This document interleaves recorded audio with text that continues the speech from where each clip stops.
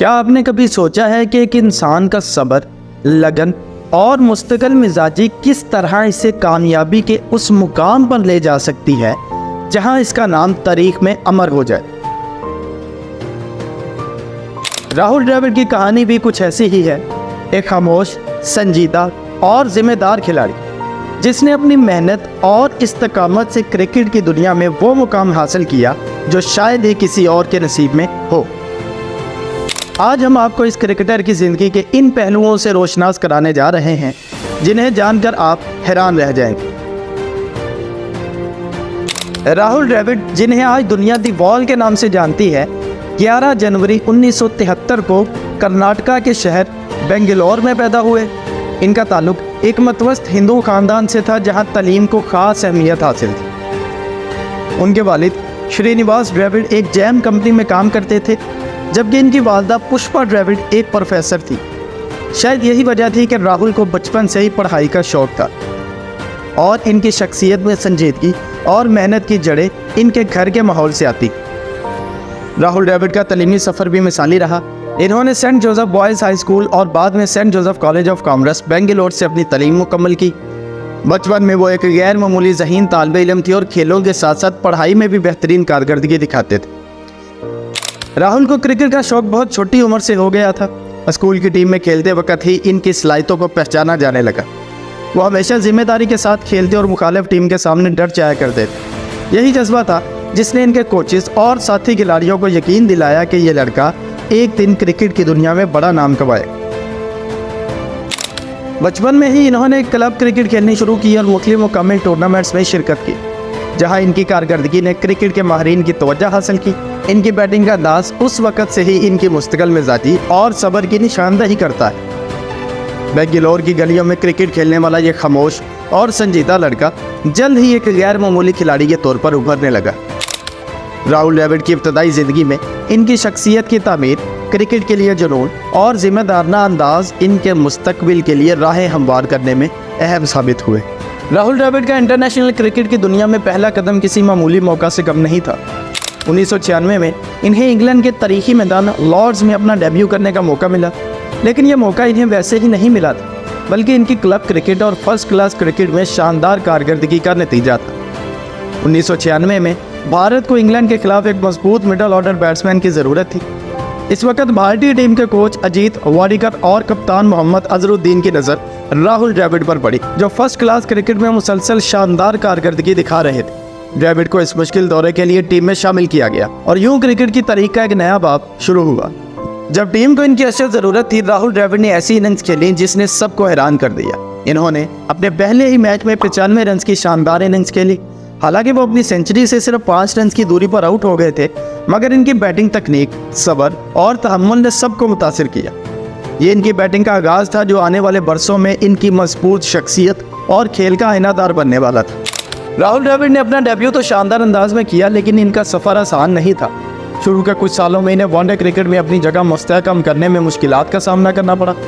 कुछ नकाद इनके खेलने के अंदाज को सुस्त समझते थे। वो जारहाना बैटिंग के मेयार पर पूरा नहीं उतर रहे थे, लेकिन द्रविड़ का आज़म और मेहनत कभी कम ना हुई।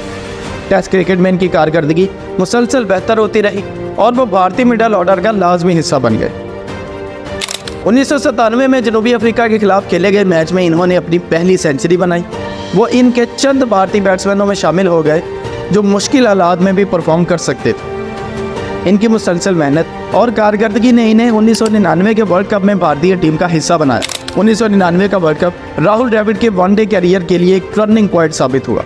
इन्होंने पूरे टूर्नामेंट में बेहतरीन बल्लेबाजी का मुजाहरा किया। वो इस वर्ल्ड कप के सबसे ज़्यादा रन बनाने वाले खिलाड़ी बन गए। इस कारकर्दगी ने इनके लिए वनडे कैरियर में एक जान डाल दी और वो जल्द ही भारतीय टीम का एक मुस्तकिल हिस्सा बन गए। राहुल द्रविड़ के कैरियर की शुरुआत कुछ मुश्किलात के बावजूद शानदार रही और इनकी मेहनत और मुस्तकिल मिजाजी ने इन्हें दुनिया के बेहतरीन बल्लेबाजों के सफ़ में ला खड़ा किया। यह आगाज़ इनके अजीम कैरियर का पहला कदम था जिसमें वो क्रिकेट की दुनिया के मजबूत तरीन बैट्समैनों में से एक बनने वाले थे। साल 2001 में ऑस्ट्रेलिया के खिलाफ कलकत्ता में ईडन गार्डन्स में खेला गया टेस्ट मैच भारत की तारीख में एक संगे मेल की हैसियत रखता है। भारत फॉलो ऑन का शिकार हो चुका था और टीम हार के करीब थी। उसी वक्त वीवीएस लक्ष्मण और राहुल द्रविड़ ने एक नाकाबिले यकीन 376 रन की शराकत कायम की। द्रविड़ ने 180 रन बनाए और इस शराकतदारी की बदौलत भारत ने मैच न सिर्फ बचाया बल्कि तरीक साज फतह भी हासिल की। इस इनिंग्स में द्रविड़ का सब्र और महारत अरूज पर थी और ये इनिंग्स इनकी मुस्तकिल मिजाजी की अलामत बन गई। 2003 में ऑस्ट्रेलिया के खिलाफ एडिलेड ओवल में खेला गया टेस्ट मैच भी राहुल द्रविड़ की बेहतरीन कारकर्दगियों में से एक है।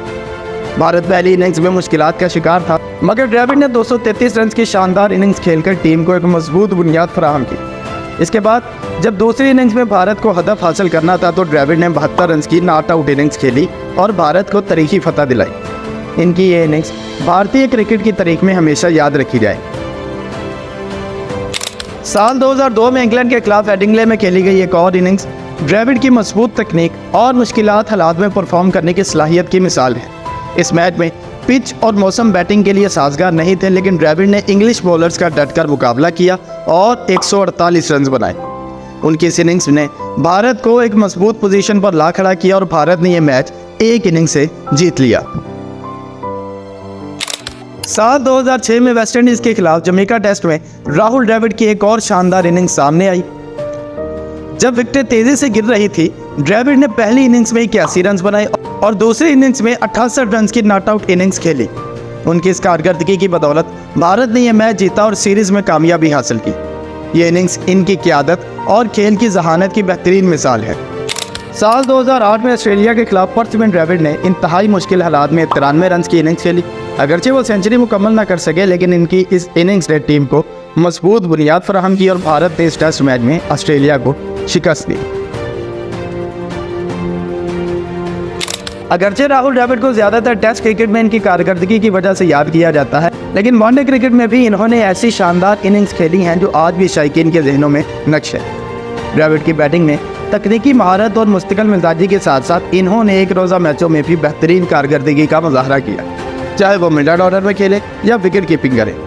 आइए इनके चंद यादगार एक रोज़ा इनिंग्स का जायजा लेते हैं। साल 1999 के वर्ल्ड कप में राहुल द्रविड़ की कारकर्दगी बेमिसाल थी और श्रीलंका के खिलाफ ये इनिंग्स इसका बेहतरीन मजहर थी।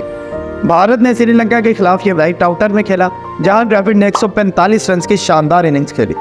इनके साथ सौरभ गंगोली ने 183 रन बनाए और दोनों ने 318 रन की पार्टनरशिप कायम की, जो उस वक्त तक एक रोज़ा क्रिकेट की सबसे बड़ी पार्टनरशिप थी। इस इनिंग्स ने भारत को बड़े मार्जिन से फतह दिलाई और द्रविड़ की वनडे क्रिकेट में अजमत का इजहार किया।